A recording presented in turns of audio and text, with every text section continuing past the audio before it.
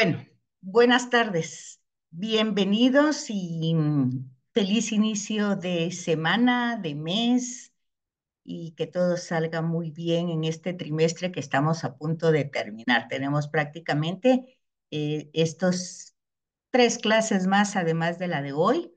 Y entonces hoy vamos a trabajar el libro de Siráside o Eclesiástico.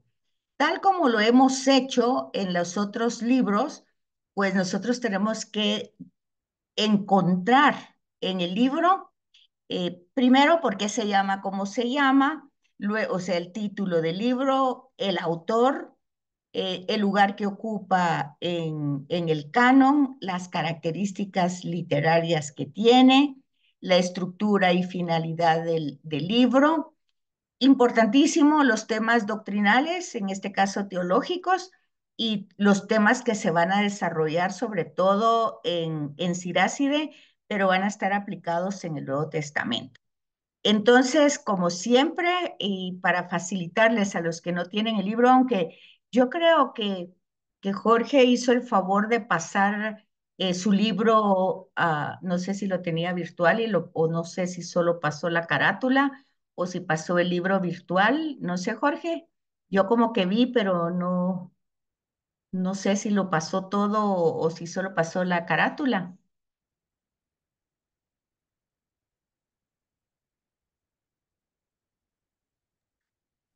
Bueno, creo que... Sí, pasó completo. Ah, lo pasó completo.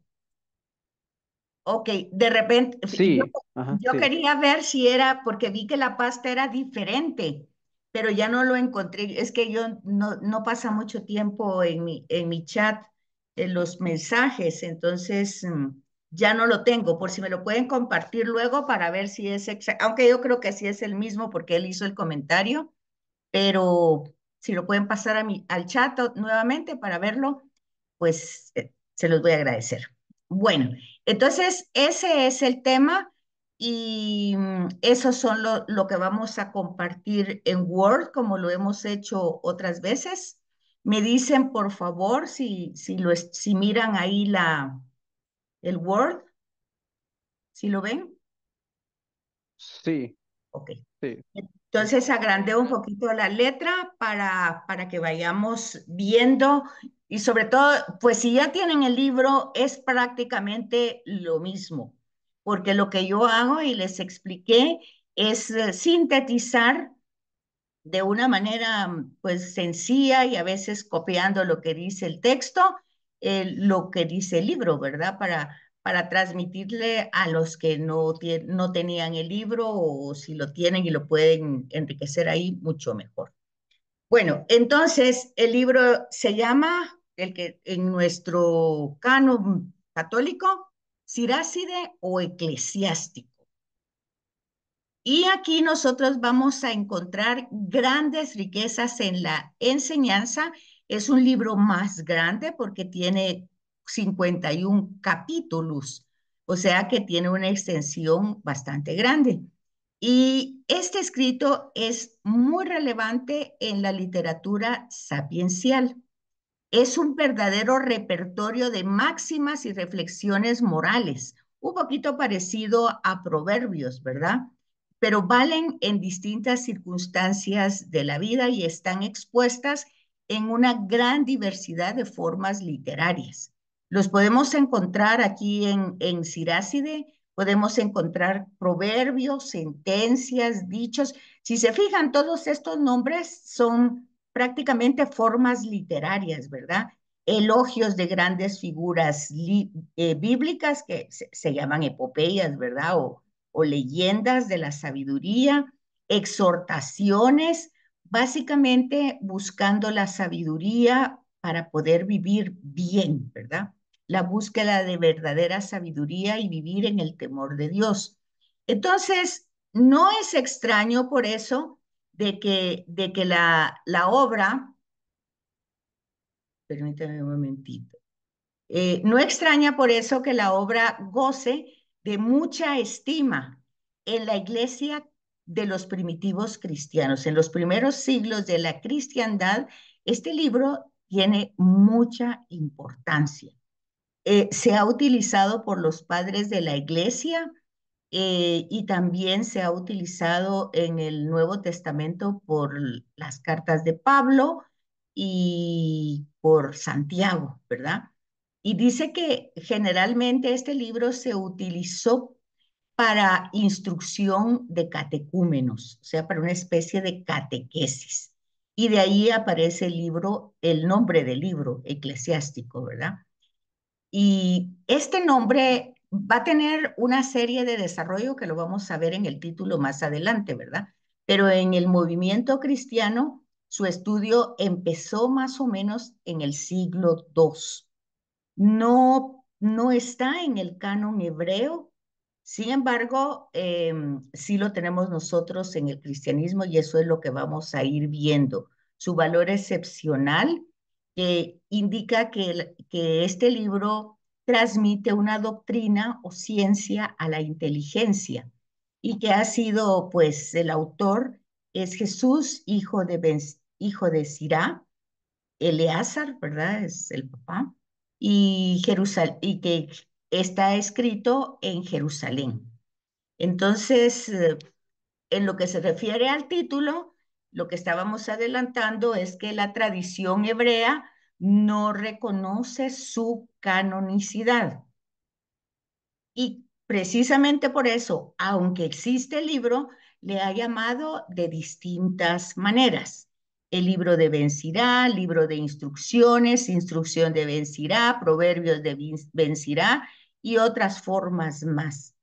Y el término que tenemos nosotros de eclesiástico o siráside se difundió más o menos en el siglo II y III de la era cristiana por San Agustín. Y básicamente, como ustedes se recuerdan, que esto se escribe primero en hebreo, luego es traducido por los judíos cristianos, los de la diáspora que se han ido de Palestina, se traduce al griego, luego San Jerónimo lo traduce a la Vulgata, que es más o menos en el siglo III o IV, ¿verdad? De nuestra era. Entonces ya en esta Vulgata ya aparece el libro dentro del canon del catolicismo y hasta el Concilio de Trento, fíjense ustedes, pasan pues prácticamente 1500 años para que el Concilio de Trento en un documento conciliar pues lo actualice y le recupere el título de Siráside y lo ubique en el canon como un dogma, ¿verdad? Que pertenece a la canonicidad de los libros bíblicos. O sea que acuérdense ustedes que eso significa de que han sido revelados e inspirados, ¿verdad? Eso significa que estén en el canon. Entonces, esto es lo que vimos aquí. Después, el autor y la fecha, pues tenemos dos puntos importantes que es el prólogo y el epílogo.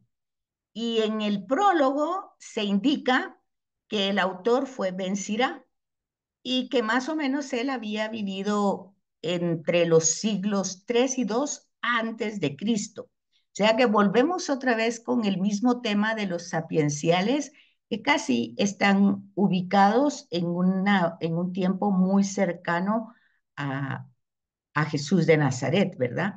Y que están escritos en Jerusalén. Y este mismo autor, que ahí en el texto bíblico, en el prólogo, afirma, ¿verdad?, que él se ha dedicado constantemente a la lectura de la ley, de los profetas y de los otros escritos de los antepasados, y que por esa dedicación ha tenido un gran dominio sobre este material. Y este patrimonio religioso que es del pueblo de Israel, pues está escrito en lengua hebrea. Y él, movido por el celo que tiene hacia su pueblo, se sintió empujado a escribir sobre cuestiones de instrucción y de sabiduría. De modo que los amantes del saber, una vez que lo hubieran asimilado, pudiesen progresar cada vez más en una conducta de acuerdo con la ley. Entonces, fíjense que aquí está tomando varios elementos que tenemos que tomar en cuenta. Primero, el personaje ha sido asiduo a la Torá, o sea, a la ley, a los profetas, o sea, a todos los libros proféticos. Y otros escritos, pues están los libros históricos, el Deuteronomio, todos los libros que se desarrollan. O sea, él está empapado de la Sagrada Escritura y tiene dominio sobre ella. Y entonces, si ubicamos este prólogo en la época que estamos diciendo, 3 y 2, siglo 3 y 2 antes de Cristo, entonces nosotros vamos a ver en ese contexto histórico, pues ya han regresado del exilio de Babilonia, ya han pasado el imperio persa y entra un poco el imperio de Grecia, ¿verdad? Entonces, tenemos que ubicar el texto en un momento donde se ha perdido mucho de la fe doctrinal, del conocimiento de toda esta instrucción antepasada. Y entonces la motivación de Siracide es pues llevar esa enseñanza al pueblo, ¿verdad? Entonces, darse cuenta, por ejemplo, si fuimos a misa, ¿verdad? Hoy, por ejemplo, y leímos a Nehemías, y entonces nos vamos a dar cuenta la situación en la que se encuentra el pueblo después de que regresan de Babilonia, pues, pero ya son los persas los que los están prácticamente gobernando. Ese periodo va a ser relativamente corto porque entra Alejandro Magno con su imperio. Entonces, sí es de entender que la enseñanza, el patrimonio judío, pues se está diluyendo. Entonces, eso es lo que nosotros debemos captar cuando ubicamos el texto cronológicamente en una época, ¿verdad? Luego, eso es el prólogo. Y el epílogo que está al final, dijimos que tenía 50 capítulos, el capítulo 51, Ben Sirá evoca con gozo todos los esfuerzos que desde su juventud, con todos esos esfuerzos con el que él ha buscado la sabiduría. Y esta sabiduría no la entiende como una conducta religiosa, ¿verdad? Que la está pidiendo con la oración o que la está frecuentando con círculos de sabios o esforzándose en una escucha asidua para asimilarla. Todo eso va, pero de alguna manera él va entendiendo que todos esos esfuerzos, pues básicamente los va asimilando como una actitud de vida, como una conducta, plasmándolo, transformando su corazón y lo va viendo florecer, ¿verdad? Y entonces se esfuerza por divulgar estas enseñanzas a tal manera que su casa se convierte en un Bet Midrash. Bet significa casa y Midrash, pues enseñanza, ¿verdad? Una escuela o casa de estudio. La personalidad de Ben Sirá corresponde perfectamente, permítame un momentito. Ustedes me dicen, por favor, si hay algún problema con internet, porque por aquí por la lluvia, si el internet ha estado fallando y de pronto me aparece que no tengo internet, me aparece una imagen ahí como que se me va el internet, pero ustedes me dicen si vamos bien, ¿verdad? Entonces, estábamos diciendo que la personalidad de Ben Sirá corresponde perfectamente en este sentido a un sabio o escriba que es una figura grandemente elogiada por el autor del libro, con tonos que casi parecen sugerir una autobiografía. O sea que tanto en el prólogo como en el epílogo tenemos información que nos dice quién es el autor, cuál es el objetivo del escrito de este libro, cuál es su intención y realmente los esfuerzos que ha hecho para poder realizar esta obra y la motivación que ha tenido para hacerlo. Entonces, Ben Sira alude también a sus viajes, o sea, en el texto vamos a ver que es un personaje que no está en un solo lugar y eso le ha permitido entrar en contacto con el mundo griego, con el mundo pagano y pues ya dije anteriormente los distintos imperios que han entrado en conexión y que han dejado la huella de la cultura, pues logra Bencirá estar empapado dentro de todo eso, lo que enriquece la cultura que él tiene, ¿verdad? Sin embargo, a pesar de toda esta realidad, él aparece muy anclado a toda la tradición religiosa del judaísmo. De hecho, aunque el libro permanece abierto a un diálogo con cultura profana, o sea que no está escrito directamente para que lo lean los judíos, sino que está abierto para todo el mundo, por decir así, siempre la tradición va a ser hebrea y de alguna manera no tiene como finalidad un proceso de inculturar su sabiduría hebrea a los demás. Va dirigida siempre a judíos, pero pues estos viviendo ya en una realidad pues no en Palestina y tomando en cuenta todos los avatares eh, de los imperios que los han gobernado durante ese tiempo. Luego vemos la canonicidad, pues ya dijimos, ¿verdad? Que en el libro, en la Biblia hebrea, no está, no pertenece al canon hebreo hasta el día de hoy. Aunque el Targum hace alguna mención de él, y pues hay algunos relatos y la arqueología nos ha permitido conocer una gran parte de un material hebreo que ha existido. Sin embargo, se transmitió en griego. Y como ya dijimos, no forma parte de la Biblia hebrea y se ignora el motivo por el cual no entró en el canon, ¿verdad? Sin embargo, la tradición cristiana aceptó este libro desde el principio, como dije anteriormente, en las cartas de Pablo, Santiago, y cuando uno va leyendo el texto de Siráside, casi que puede entrar a la teología de Juan, porque cuando uno lee sobre todo la personificación de la sabiduría, el temor de Dios, la antropología, que la vamos a ver más adelante, pues prácticamente vemos en el prólogo de Juan casi todo este desarrollo de Siráside, ¿verdad?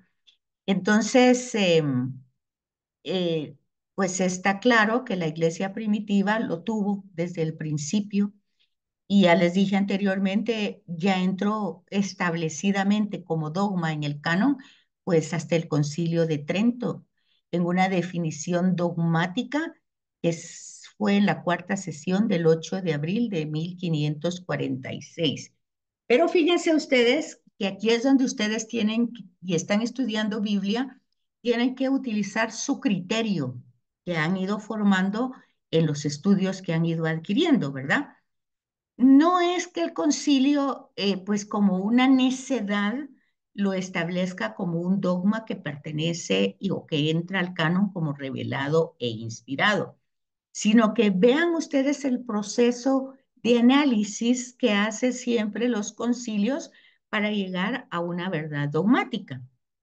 Y en este caso, pues se van dando cuenta que el material ha sido utilizado para formación de catecúmenos. O sea que estamos hablando de las primitivas comunidades, incluso antes, que están desde el primer momento de persecución, siglo primero, segundo de la era cristiana.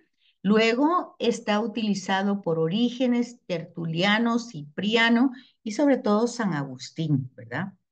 Entonces, fue fácil que San Jerónimo lo integrara en la Vulgata, ¿verdad? Cuando él traduce del griego al latín.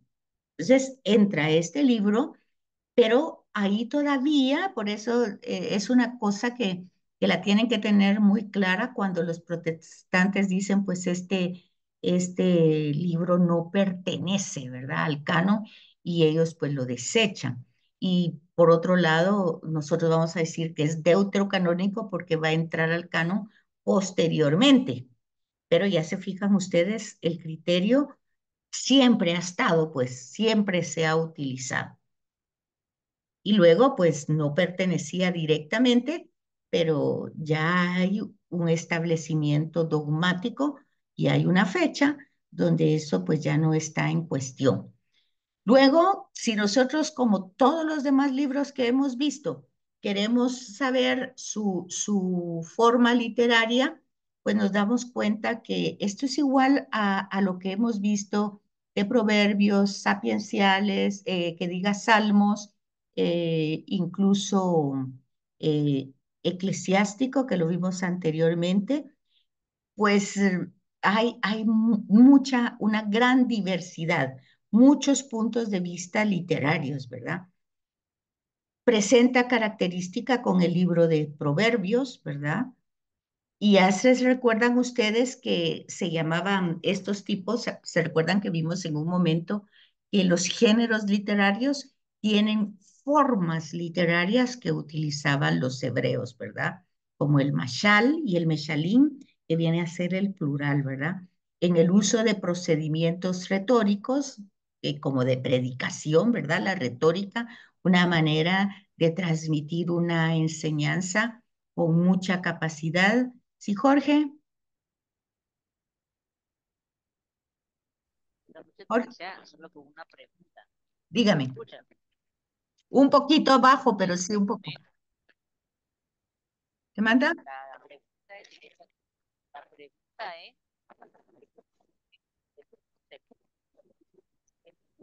Fíjese que no le escucho, Jorge. Se va si quiere me lo escribe. prácticamente lo Ahí que está. vemos en el libro, según lo que estoy entendiendo Ujú. o comprendiendo, es prácticamente el pensamiento del hebreo. Sí, o sea que el libro, lo que está originalmente escrito es en hebreo, porque lo encontramos en la arqueología. Acuérdense que la arqueología ha encontrado la búsqueda de las ruinas y todo eso, ha encontrado material. Entonces se ha encontrado partes, no todo el libro, pero se ha encontrado partes del libro en hebreo. Eso significa que ellos lo tenían, pero no estaban en el canon. Acuérdense que cuando vimos los anteriores libros que tampoco estaban en el canon, era porque no entraban, uno, no mencionaban mucho a Dios, dos, no utilizaban el tema de la alianza, de la elección, como es en este caso. En este caso tampoco se habla de la alianza, ni se habla de la elección, sí se habla del temor de Dios. Sí hay algunos temas recurrentes en todos los libros de la Biblia, como vamos a ver más adelante, o sea que el libro originalmente está escrito en hebreo, pero aunque fue escrito en hebreo, no perteneció al canon, ni pertenece hasta el día de hoy. Solo es mencionado en otros documentos importantes como el Targum y otros textos que ellos tienen como interpretaciones, pero no como libro inspirado y revelado. No sé si esa es su pregunta, Jorge.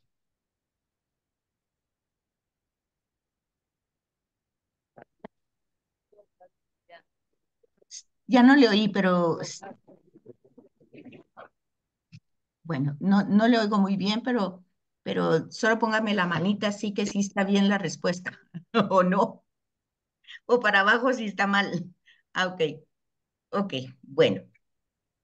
Entonces, pues vamos a encontrar pues esos estilos, ¿verdad? Paralelismo. Todas estas son formas literarias que en hebreo y que luego se fueron pues traduciendo, como ya dijimos. Lo que llega a la iglesia primitiva católica es el griego, que es el que tenemos.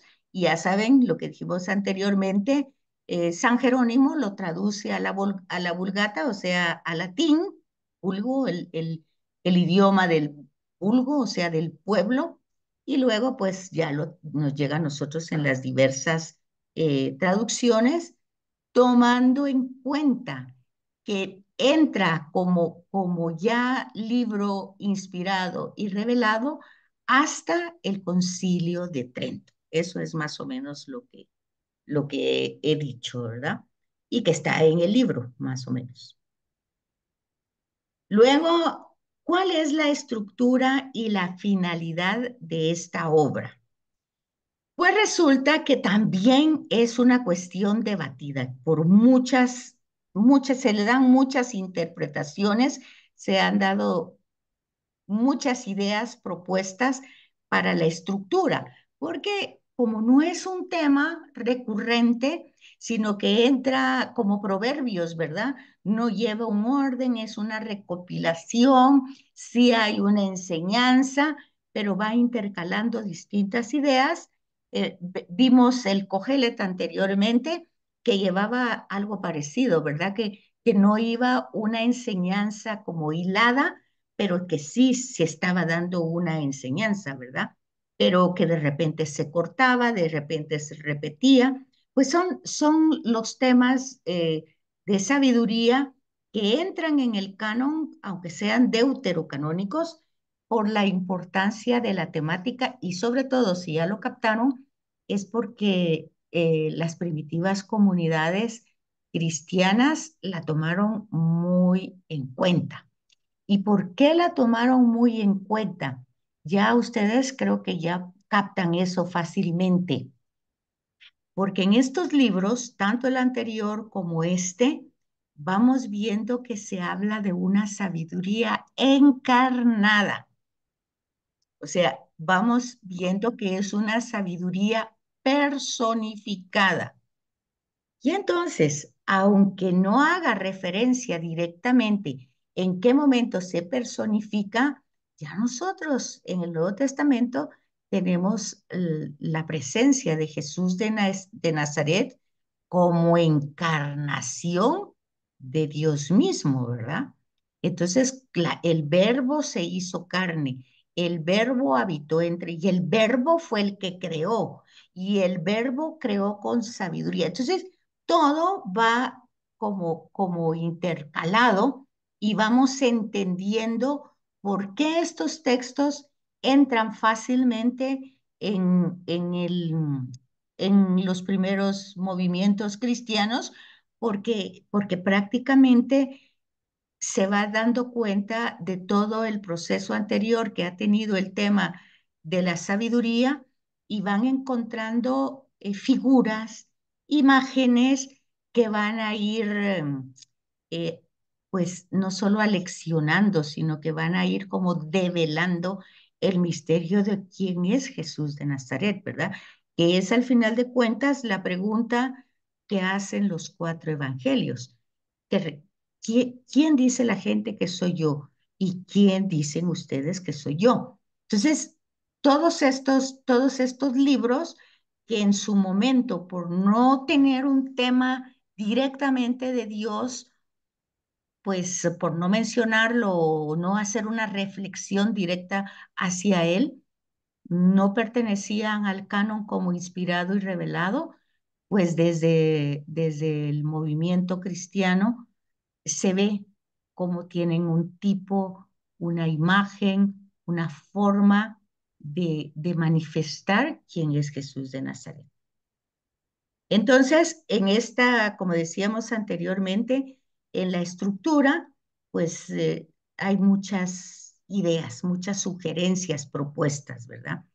Y ahí tienen en el libro, pues si ya tienen el libro, tienen una diversidad de autores, que esto ya no lo escribo aquí, porque como unos afirman, otros contradicen, y así ustedes tienen el libro, pues entonces ustedes ya lo van a leer con más detalle toda esta estructura, ¿verdad? De cómo muchos estudiosos están de acuerdo en afirmar que es una aproximación del prólogo de Juan, que es un género muy distinto, que su estructura, unos lo ubican en dos partes, otros lo ubican en tres partes, en fin. Lo que sí es cierto es que uno puede ver un prólogo, un epílogo y un contenido. Eso es cierto. Y el contenido, pues no se puede unificar porque tiene diversidad de mensajes, pero pues eso es lo que uno más o menos puede encontrar al leer el texto. Luego, la mayoría de los comentaristas consideran generalmente que el libro no tiene una estructura orgánica sistemática, que es lo que estamos hablando, ¿verdad? Pero al final, Ben Sira quiso indicar hacia el final de su obra, o sea, en el epílogo, el objetivo por el cual lo escribió. Y entonces el epílogo, que es un poco autobiográfico, revela que Ben Sira compuso su obra movido por el deseo de transmitir una instrucción, una sabiduría que penetrara en la mente y el corazón de los lectores, judíos que probablemente vivían en una sociedad invadida por el pensamiento helenista. Se fijan, cuando ya estábamos ubicando la fecha en que se escribe el libro, pues lo ubicamos siglo III, siglo II, y entonces decíamos, ya pasó el exilio a Babilonia, ya pasó el imperio persa, y están los griegos, pues con Alejandro Magno entrando como imperio fuerte, ¿verdad? Entonces hay una gran mezcla de ideas de todas las culturas que han pasado, hay una gran inestabilidad, se ha perdido el espíritu yavista, por decir así, y entonces lo que él intenta es transmitir una enseñanza para que la gente lo practique y permanezca firme en la tradición de sus padres. O sea, intenta hacer una recopilación desde el principio, pero no lo va a hacer sistemática y orgánicamente, sino lo va a hacer con pensamientos, con ideas, con proverbios, con paralelismos, y nosotros pues tenemos que ir descubriendo que de alguna manera sí va a presentar los temas que están en todo el Antiguo Testamento, pero de una manera diversa. Entonces, el intento de Ben Sira, por tanto, es revalorizar la sabiduría de Israel, devolviéndole el admirable significado que posiblemente se había perdido ante los ojos de sus contemporáneos, ¿verdad? O sea, ya ellos, fíjense que cuando nosotros estudiamos esto, yo no sé, pero a mí me pasa cuando estoy preparando las clases, que veo que es algo muy similar a lo que se vive actualmente. Hay tantas ideas, hay tantos pensamientos encontrados, incluso entre los mismos obispos, cardenales, no digamos sacerdotes, las opiniones, las ideas que se transmiten. Y entonces es como que alguien quisiera, bueno, no, no, no, aquí todo el mundo anda con muchas, ahí sí que con mucha democracia en la interpretación de la Sagrada Escritura. Entonces hay que volver al espíritu original del escritor. Entonces, cuando yo veo este estudio que se transmite, veo que es nuestra época, que es nuestra historia, que no estamos tan diferentes de cómo alguien pudiera decir, no, esto pues hay que ver cómo recopilamos toda la tradición original y volverla a transmitir. Fíjense que, por ejemplo, ayer en la lectura del Evangelio, a mí me llamó muchísimo la atención en la homilía del sacerdote. Y me llamó mucho la atención porque no fue una homilía pues de un estudio teológico, de una reflexión, digamos, que dijera yo, que se fuera a grandes profundidades, sino que ubicó a Jesús de Nazaret hoy, Y dijo, al igual que en aquel tiempo con multitudes, hoy Jesús camina en medio de nosotros, apretujado con cada quien pidiéndole, diciéndole, haciéndolo, apretujado. Y aquella mujer se acerca para tocarle el, la orilla de su manto. Y entonces, imagínense, dice este sacerdote, la fe de esa mujer que hace que Jesús reaccione y diga, ¿verdad? Algo pasó, ¿quién me tocó? Entonces, la mujer pues se siente descubierta y ella misma se expone y expresa lo que había pasado.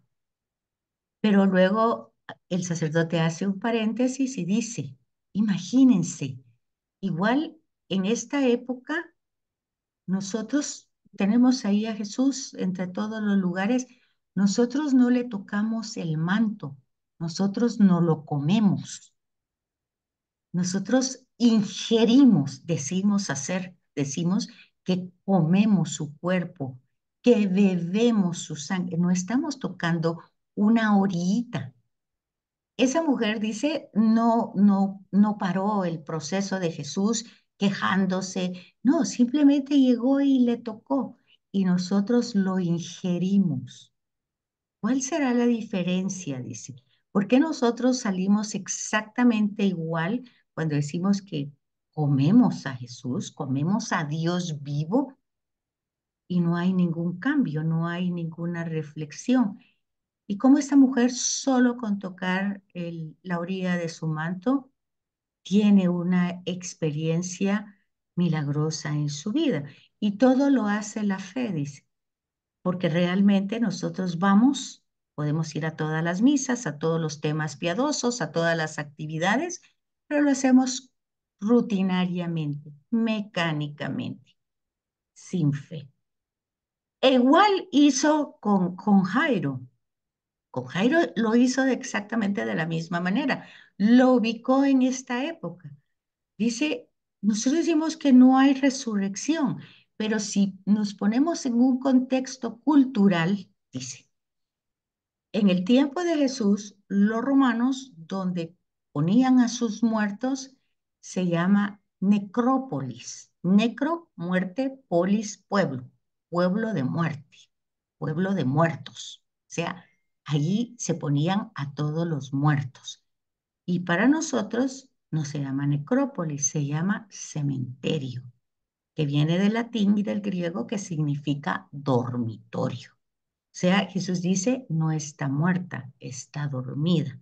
Y nosotros salir al cementerio no estamos muertos, estamos dormidos.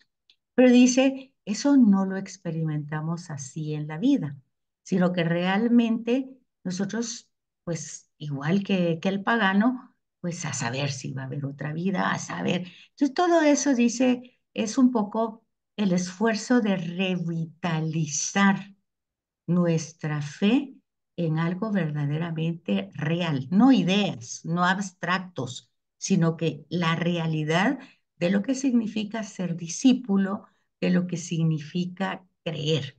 Pues les hice este paréntesis porque es un poco esto, es un poco lo de Siracide, ¿verdad? Ver que tanta idea, tanta confusión, que si sí hay, que si no hay, que si fue así, que si no es así, que vas a ver. Entonces, no, lo que se intenta es encontrar la verdadera raíz de la enseñanza, porque esa es la que da la fuerza, el fundamento, y eso va a ir aquí en los temas doctrinales. Entonces vemos entonces cómo esa tradición del pueblo pues se había ido vaciando, ¿verdad? Ya no encontrando esa verdadera sabiduría de los valores religiosos y morales, no sabiendo por qué se hacen o por qué se dejan de hacer, sino que confundiendo, ya el Papa Francisco ha hablado de eso muchas veces, de lo que es la herejía del pelagianismo y del gnosticismo. El gnosticismo, creer que podemos abarcar a Dios con nuestra gnosis, o sea, con nuestra razón y con nuestra inteligencia. Y el pelagianismo, imaginar que nuestra autosuficiencia nos puede hacer capaces de poder ser merecedores de Dios, ¿verdad? Entonces, por eso es que nosotros a veces cuestionamos, ¿por qué a mí si yo hago esto, estoy en este servicio, soy ministra, soy esto, soy el otro, y por qué me pasan estas cosas? Bueno, se supone que ese es pelagianismo, ¿verdad? Estamos centrando nuestra relación con Dios en nuestras capacidades y méritos humanos. Ese es el pelagianismo, una herejía de hace muchos siglos, muy actual, dice el Papa Francisco, y el gnosticismo. O sea, si nuestra mente lo entiende, entonces entiende lo que es Dios, y si no, Dios no existe. Entonces, todo eso es toda esa mezcla. Y hoy no es que los imperios nos vengan a invadir, sino que es pues esa conexión que hay a través de las distintas culturas que tenemos acceso por la televisión, por la noticia, por todos lados. Entonces estamos invadidos con mucha información. Entonces, lo importante de este libro es encontrar esos puntos luminosos que nos van a dirigir nuevamente, a orientar nuevamente a la vida, ¿verdad? De relación con Dios, tratando de evitar el peligro del mal y hacer el bien, ¿verdad? Muy diferente una sabiduría de filosofía pagana o de la mentalidad de los griegos o de los persas o de los babilonios, que también tenían su propia sabiduría. Entonces, fíjense que en ese contexto nosotros tenemos que ir encontrando la propia sabiduría de Israel, que está pues envuelta con otras culturas. Sí, Jorge. Jorge. Disculpe, licenciada, prácticamente el libro a lo que se refiere, a su contexto como tal, es directamente la filosofía del pueblo de Israel, resumido. Pero que no es filosofía, porque filosofía es ideas, ideas. La palabra filosofía viene de ideas, ¿verdad? Y el cristianismo no es, bueno, el cristianismo ya adentrando, ¿verdad? Pero tampoco en el Antiguo Testamento Dios no es una idea. Dios cuando se revela a Moisés, dice, yo soy el que soy. Ya la revelación es de un ser que está y que permanece, que escucha, que acompaña, o sea, es una realidad cercana. Es en el Antiguo Testamento. Y en el Nuevo Testamento mucho más, porque es una realidad encarnada. Entonces no puede ser una filosofía ni una ideología. Entonces, ahí es donde tiene importancia el tema de estos libros, que van visualizando lo que decía anteriormente, la personificación de la sabiduría. O sea, la sabiduría es una persona, no es una filo, no es una idea, es una persona, es un antropo, es un hombre, es una persona. Entonces, aquí dice, contrapone este libro las filosofías paganas, ¿verdad? Son diferentes, hay una riqueza, hay una enseñanza, pero el escritor bíblico las asume desde toda su sabiduría eh, eh, antigua, tradicional israelita, que la vamos a ver en estos temas doctrinales, ¿verdad? Cómo son los temas que va a ir desarrollando y cómo va a tratar algo que para nosotros y para las primeras comunidades fue muy significativa. Entonces, aquí en los temas doctrinales dice, de todas las consideraciones que hemos hecho sobre la estructura, ya vimos que no tiene una estructura específica, ¿verdad? Que tiene un prólogo, un epílogo, pero que el contenido va y viene con muchas formas literarias. Entonces, no tiene una estructura específica, pero sí el prólogo y el epílogo que vienen a tener ciertos datos autobiográficos, nos da la finalidad de la obra. Estábamos hablando hace un momentito. Transmitir la riqueza de las tradiciones religiosas o entendiendo religión como ligado. Acuérdense que la palabra religión viene del griego religar, religado. O sea, no son prácticas o ritos externos, sino es algo ligado desde muy adentro, es una intimidad, un fundirse en relación con el otro. Entonces dice, la finalidad es reencontrar ese religado, religamiento que se está como rompiendo o que se está desvaneciendo, ¿verdad? Y entonces se puede ver que Ben Sira es un testigo, está viendo esa realidad. Como hoy podemos ver todo imagínense ustedes, cuando ya el aborto, la eutanasia y tantas otras ideologías, ¿verdad? Se ponen ya como ley, ya decir, esto lo pueden hacer, está bien hecho, no hay problema. Entonces, cuando nosotros vemos todas esas cosas, ya, es decir, se ha perdido algo sustancial, la sustancia, la esencia se ha perdido. Entonces, igual, Ben Sira era testigo de su tiempo, de que eso se estaba perdiendo. Y entonces ha querido codificar y transmitir todo lo que él había aprendido, toda su enseñanza espiritual y religiosa. Y su intento o su esfuerzo o su deseo es reforzar la fe de los lectores. Abarca todo su mensaje, lo abarca muchos aspectos de la vida, de la enseñanza recibida en el pueblo de Israel. Y algunos temas van a constituir el núcleo de esta perspectiva sapiencial que está en los otros libros también. Entonces, fíjense cómo va a ir desarrollando los temas. Primero, el semblante de la sabiduría. ¿Cómo es? ¿Cómo se mira la sabiduría? ¿Qué apariencia tiene? Entonces, dice, esta sabiduría de la que se habla en el libro va más allá de una experiencia o conocimiento humano. O sea, no es leer muchos libros, no, aunque él ha dicho que él ha estudiado y que ha dedicado desde su juventud el estudio de los libros, pero obviamente no se ha quedado a un nivel intelectual, ¿verdad?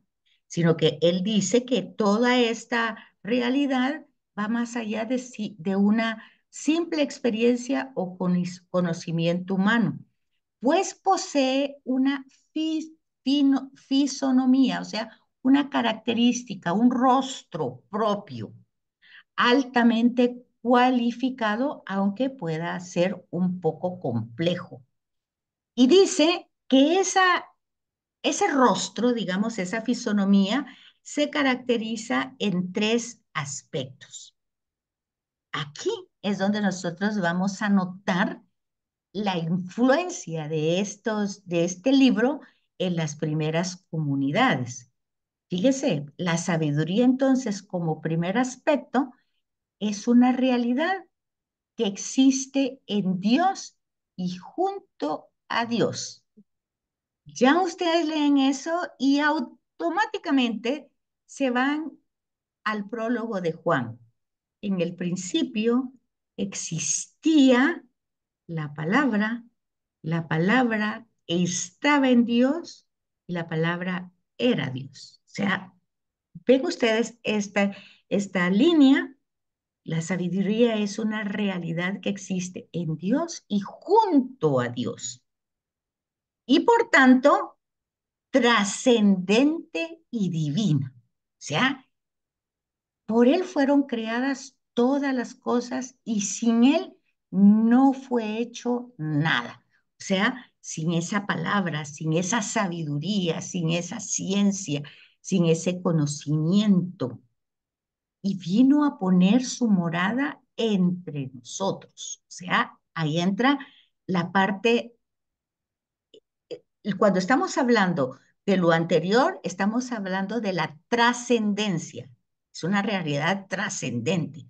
Pero cuando ya hablamos de que vino a poner su carpa o su casa de campaña en medio de nosotros, vino a los suyos y los suyos no lo recibieron, está la parte inmanente, o sea, la parte trascendente que va más allá de nuestra realidad y que no la podemos captar, pero luego entra la inmanente, o sea, la que entra y se manifiesta como un don concedido a todos los que lo buscan y lo desean. Vino a los suyos y los suyos no lo recibieron, pero a los que le recibieron les dio el poder de ser hijos de Dios. Entonces, fíjense que este semblante de la sabiduría, que prácticamente nosotros tenemos el rostro de Jesús de Nazaret. Y a la pregunta de quién dice la gente que soy yo, pues es el Mesías, el hijo de David, bueno, todo eso, pues nosotros es la sabiduría misma de Dios. O sea, la sabiduría hecho carne, el Dios con nosotros, Emmanuel. Bueno, todo esto es para que nosotros veamos cómo tenemos que hacer el recorrido y cómo darnos cuenta claramente que el judaísmo, o sea, todo el pueblo judío, no lo tienen en el canon, obviamente, no, hasta la fecha ellos no creen en Jesús, pues, ni que sea el Mesías, ni que sea el profeta, pues nada. Entonces, para ellos no tiene ningún significado este libro. Lo puede tener como una manera piadosa de tener una lectura, pero no como una revelación. Sin embargo, vean ustedes la inspiración del Espíritu Santo que las primeras comunidades cristianas ven prácticamente el rostro de Jesús aquí y es el primer aspecto que tiene ese semblante de la sabiduría. Entonces, está en Dios, es Dios, pero luego, como don concedido a todos, se encarna convirtiéndose así en creada e inmanente, o sea, dentro, inmanente, ya no es trascendente, ha entrado en medio de nosotros, camina con nosotros, está con nosotros. De ahí que el sacerdote que hace la homilía ayer dice, no, si no se trata de recordar a Jesús dentro de una muchedumbre hace 2000 años, Él está en medio de nosotros en esa muchedumbre. La diferencia es quienes se acercan con fe. El problema no es estar o no estar, creer o no creer, es la fe, porque a esa mujer Jesús le dice, tu fe te ha sanado. No fue el que me tocaras, porque todo el mundo lo apachurraba y lo tocaba. No era eso, fue la intención. O sea, la fe es una actitud interior, una intención interior que se expresa. Entonces, aquí es donde vemos eso, ¿verdad? Que ese semblante de la sabiduría que es trascendente es una persona, camina, acompaña, pero ¿se acuerdan ustedes? En el Antiguo Testamento, a través de una nube, a través del fuego, a través de un mensaje, a través de formas humanas, a través de elementos de la naturaleza, todo esto, no, pero ya en el Nuevo Testamento es una persona. Entonces, posee además un papel de mediación, fíjense, otro aspecto de la sabiduría. Y bueno, habría que leer la carta a los hebreos, ¿verdad? El único mediador entre Dios y los hombres, el camino para conocer y regresar al Padre, la verdad para el Padre y pues la vida para vivirla con el Padre, no hay otro medio más que a Jesús. ¿Por qué? Porque Dios, siendo trascendente, es una realidad que no podemos abarcar. Y a Jesús, al ser la sabiduría de Dios inmanente, pues es el único medio que nosotros tenemos, el único, porque ya los demás, pues ya saben ustedes, ¿verdad? Eh, la tría es ese reconocimiento de Dios, la tría. O sea que idolatría es cuando le damos esa adoración a un objeto, animal, cosa, persona. Sustituimos la tría. Dulía a los santos, que son pues un ejemplo de que han seguido esos pasos para llegar al Padre. Y Perdulía a María, una veneración más grande que los santos, ¿verdad? Pero no es la tría. Entonces el único ser que merece adoración es Dios. Entonces aquí lo tenemos claramente, ¿verdad? El único ser que tiene esa mediación, o sea, en el caso del tema que estamos viendo es sabiduría, ¿verdad? O sea, el tema de la sabiduría, pues según, eh, según Siráside, esta mediación se ha encarnado en la Torá, o sea, en la ley, ¿verdad? Que es la palabra de Dios. Pero oigan, vean otra vez la conexión. El verbo se hizo carne. Sea por eso Jesús va a decir en más de un momento, Moisés dijo, pero yo les digo. Y aquí hay alguien más que Moisés. Y hay alguien que es más que Jonás. Porque ellos dijeron, pero yo les digo. Porque esta es la palabra viva. Sí, no es que vine a suprimir la ley y a los profetas. Vine a darles sentido, a darles verdad, justicia. Entonces, fíjense que cuando ven ustedes el semblante de la sabiduría, ustedes están viendo una radiografía de Jesús de Nazaret, la palabra de Dios que manifiesta la voluntad de amor del Padre. Entonces tenemos estos tres aspectos de la sabiduría y cuando están en el capítulo 24, del 1 al 32, si ustedes lo leen y ven prácticamente la radiografía de Jesús de Nazaret y entienden absolutamente por qué pertenece al canon católico y no pertenece al canon hebreo. A ellos no les dice mayor cosa, ni siquiera Jesús de Nazaret les dijo mayor cosa. Lo más que les dijo es, ¿pudo de Nazaret o puede de Nazaret salir algo bueno? Para nosotros, pues nos dice mucho. Entonces, ahí es para que ustedes no se queden solo con la teoría de lo que estamos viendo, sino vayan haciendo los enlaces que les van dando el criterio de por qué un libro tiene este título, por qué está en el canon, por qué su ubicación en el canon, por qué lo estamos estudiando, su importancia teológica en el Nuevo Testamento, hasta qué punto este libro ilumina a la persona de Jesús. Todo eso es lo que estamos viendo en estos libros. No es solamente algo que está en el libro y que lo voy a leer y ahí se quedó o se me olvidó. No, es algo que yo debo de poner en acción con el Nuevo Testamento. Luego otro tema que se va a utilizar es la sabiduría, temor de Dios y Torah. Entonces dice que si la ley es la manifestación objetiva más alta de la sabiduría, oigan, está hablando en el Antiguo Testamento, estamos en el Antiguo Testamento. Entonces, en el Antiguo Testamento, la ley es la forma más grande como Dios ha manifestado su voluntad para mantener una relación con Él. Pero por esto hay que entrar otra vez en contexto. Porque acuérdense que en su momento original es el decálogo, son 10 palabras nada más. Pero la Torá lo que ha hecho es que esas 10 palabras las ha desarrollado en casos, eso se llama casuística. Y en esos casos, pues ha determinado cómo se debe de aplicar esa palabra. Por ejemplo, no robarás. ¿Cómo voy a aplicar esa no robar si lo aplico igual si robo un pan a si robo una vaca? No, no puede ser igual. Entonces van a haber leyes casuísticas. Entonces, la Torá se va a volver 613 leyes, ¿verdad? Cuando va a hablar del el prójimo, amar a Dios sobre todas las cosas y a tu prójimo como a ti mismo.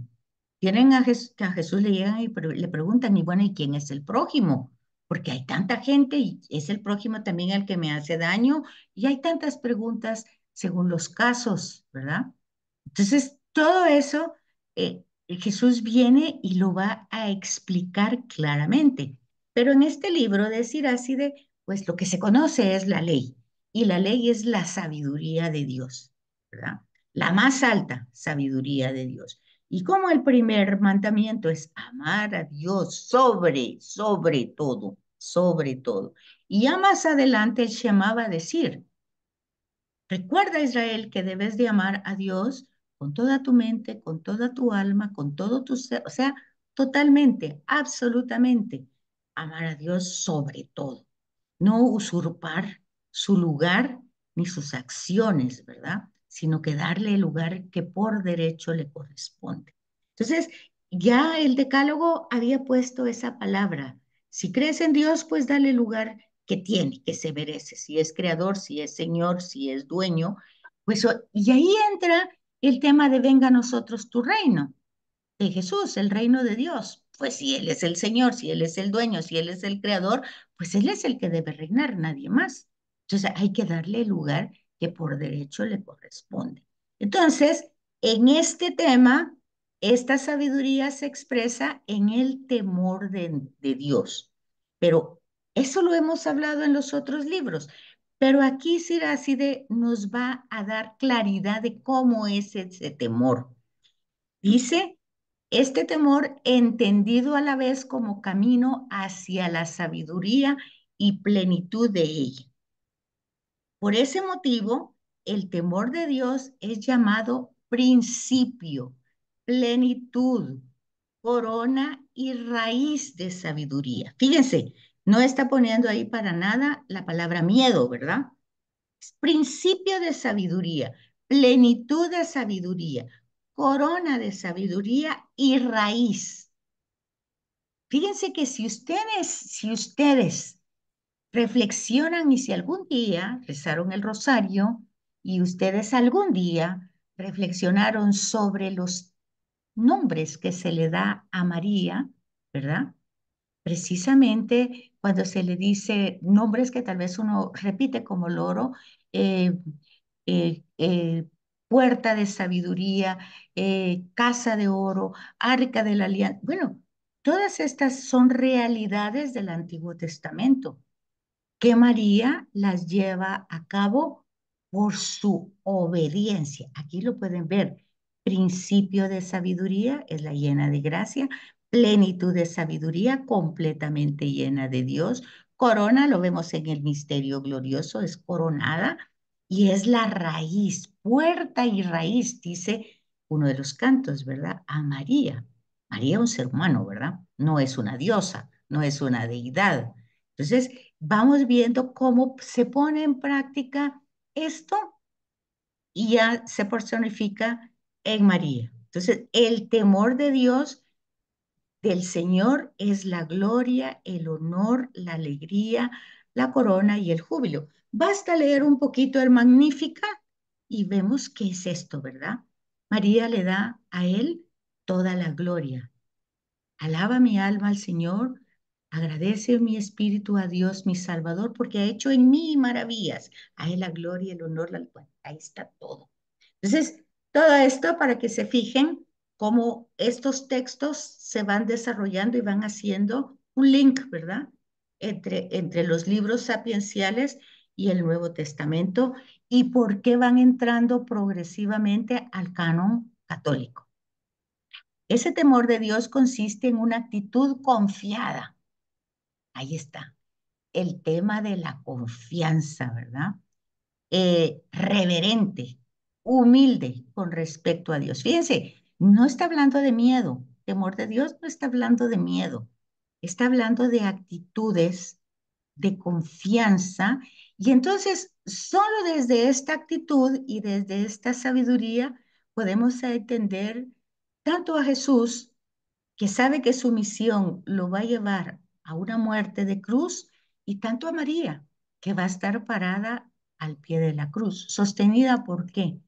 Por la confianza, por el temor de Dios, por esa relación reverente, humilde con respecto a Dios, una relación filial, amorosa, intensa, viva con Dios. ¿Y en qué se basa toda esa relación? En que se sabe que Dios es bondad, se sabe, porque no es que María o Jesús Cuando Jesús va por el camino doloroso, esté sintiendo la bondad y el amor de Dios, está sintiendo el dolor fuerte y está sintiendo la muerte y está sintiendo el abandono, pero está sintiendo y sabe. O sea, una cosa es sentir y otra cosa es saber, pero sabe que Dios es amor, que es bueno. También María lo sabe. Entonces, cuando las personas saben, no porque sienten, sino porque saben, porque han experimentado ese amor, pues entonces la actitud es sincera, humilde, reverente. Y entonces la sabiduría de la que habla Siráside es en definitiva, no consiste en una actitud filosófica de ideas en el espíritu, ¿verdad? Ni de yoga, ni de mindfulness, no, no se trata de eso. Se trata de una realidad, de una manifestación del ser de Dios que se difunde en la creación, no es solo para mí, está difundida por todos lados, ¿verdad? Y si ustedes se dan cuenta, cuando estamos hablando ya de esto, así sutilmente ya entramos en una concepción trinitaria, porque ella habló de un ser trascendente, luego inmanente como don de Dios que entra. Y ahora está hablando de la creación y que invade toda la realidad creada, ¿verdad?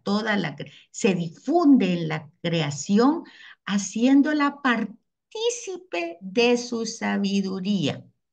Si ustedes captan eso, ya está hablando del Espíritu Santo, ¿verdad? Se está hablando de la Trinidad sin mencionarla. Fíjense lo que es la teología entonces, ¿verdad? Cómo nosotros vamos entendiendo una reflexión y vamos entendiendo lo que dijimos anteriormente, que San Agustín lo hubiera usado, que Tertuliano, que Orígenes, que San Cipriano, tantos lograban captar esa reflexión y la desarrollaban. Entonces, todo esto ha entrado en la historia de los hombres, especialmente en el pueblo de Israel. Vino a los suyos, vino a Israel, y los suyos no lo recibieron.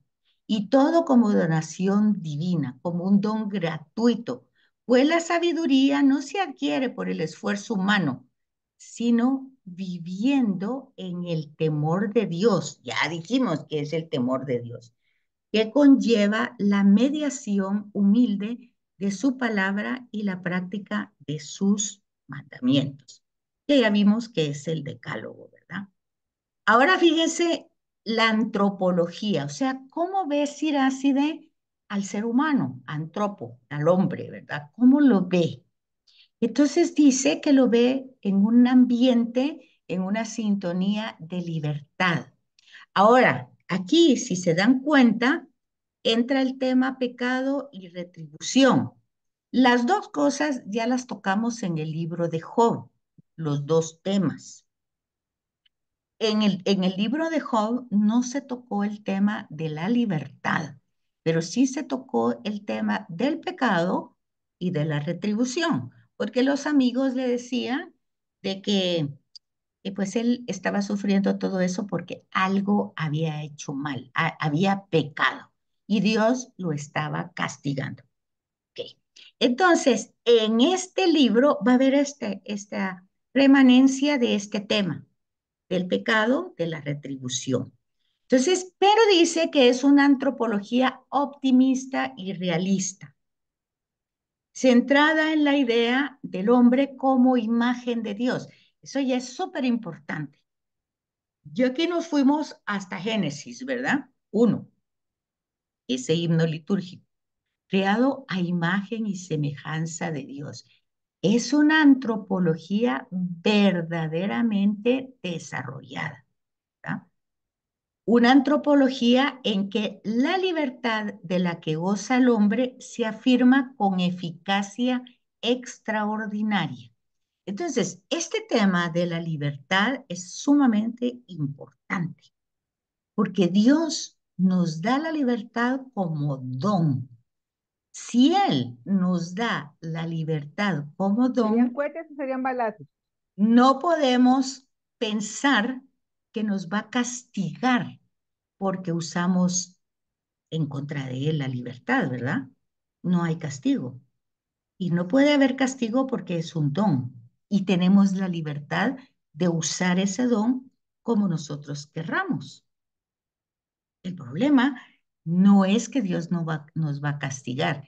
El problema es que el uso del libre albedrío nos va a dar consecuencias, que es lo que se desarrolla en todo Génesis del 1 al 11.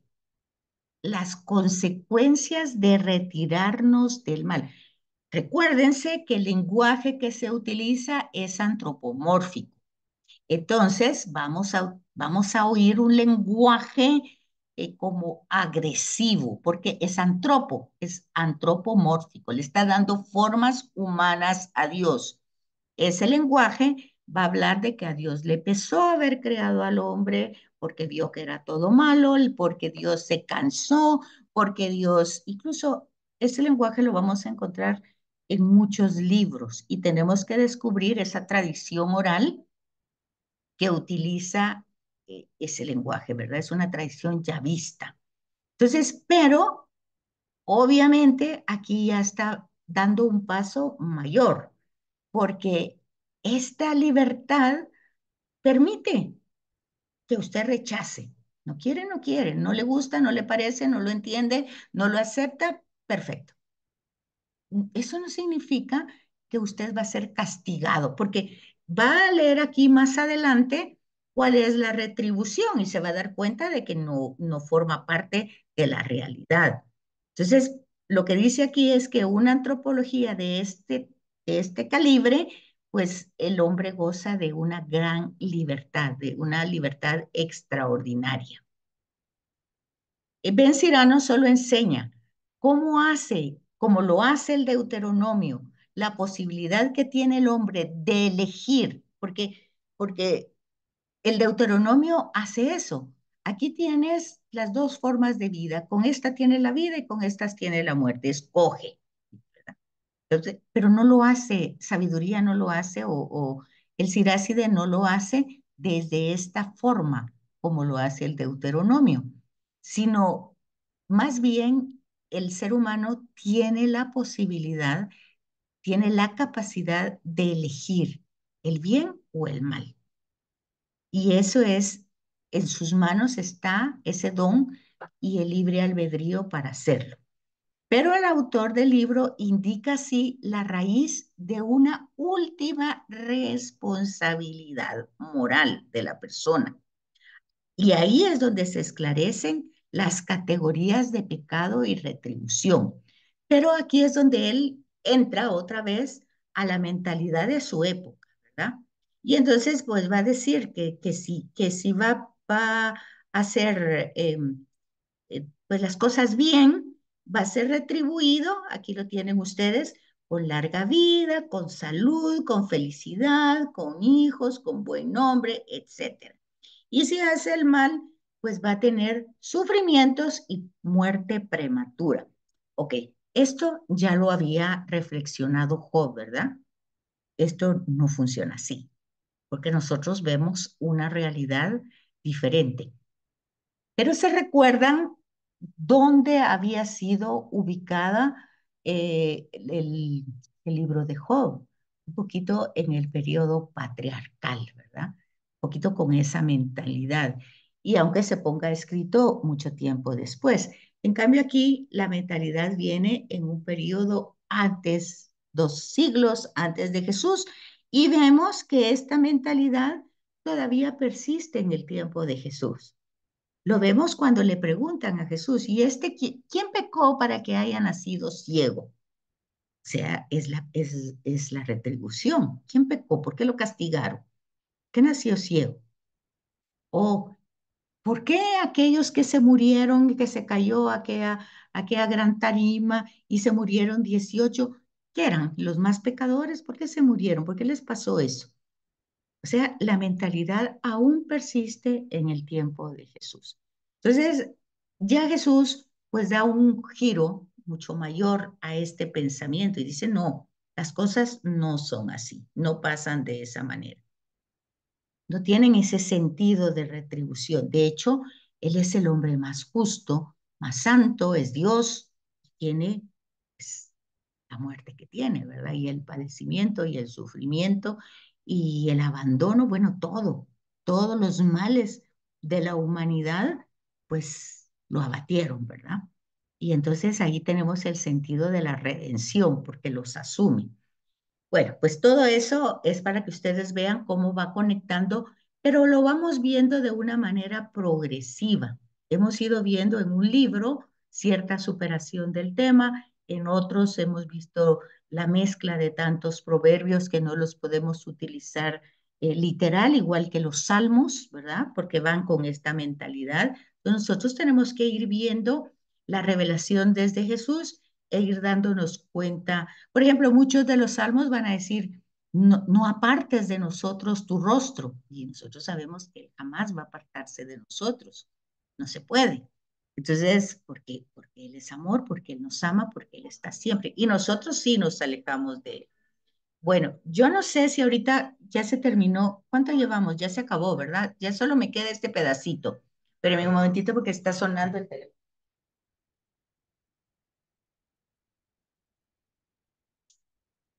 Pero esto ya es el periodo final ahorita.